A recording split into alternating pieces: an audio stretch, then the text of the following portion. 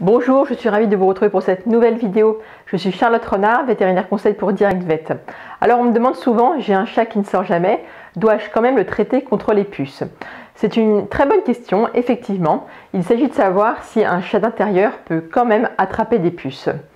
Alors, même si on peut spontanément penser que la réponse est non, la vraie réponse est oui. Les puces peuvent provenir de n'importe quel animal qui a accès à la fois à l'extérieur et à l'intérieur de votre maison et qui va ramener des puces à l'intérieur. Par exemple, un chien ou un autre chat qui lui peut aller dehors. Vous n'avez pas de chien ou de chat qui sort dehors?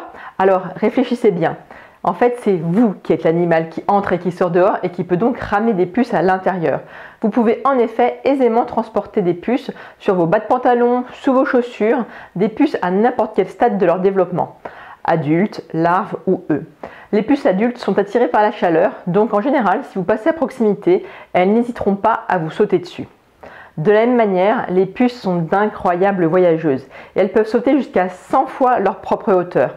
Il est donc facilement possible pour une puce de trouver son chemin vers l'intérieur d'une maison, comme un moustique qui arrive quand même à rentrer dans votre chambre à coucher alors que vous l'avez entièrement barricadé pour passer la nuit. Le problème ensuite, c'est que si une puce vient sur votre chat, elle pourra occasionner deux sortes de problèmes. Donc tout d'abord des démangeaisons toutes simples liées à la simple piqûre de la puce. Ces démangeaisons ne s'accompagnent en général pas forcément de lésions de la peau ni de perte de poils. Et puis deuxième type de problème, une réaction allergique à la salive de puce qui là pourra occasionner des démangeaisons plus intenses à l'origine d'une perte de poils et d'une peau abîmée, rouge, etc. Il faut savoir deux choses importantes. Tout d'abord, l'allergie à la salive de puce est la première cause d'allergie chez les chiens et les chats.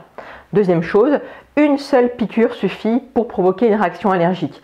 Et dans ce cas, les démangeaisons vont perdurer même si la puce n'est plus sur le chat et qu'elle est partie déjà bien loin. Quand on comprend tout ça, on voit qu'il est important de traiter un chat qui ne sort pas contre les puces. Alors, la fréquence recommandée pour des pipettes type Frontline ou Advantage est de 1 fois par mois.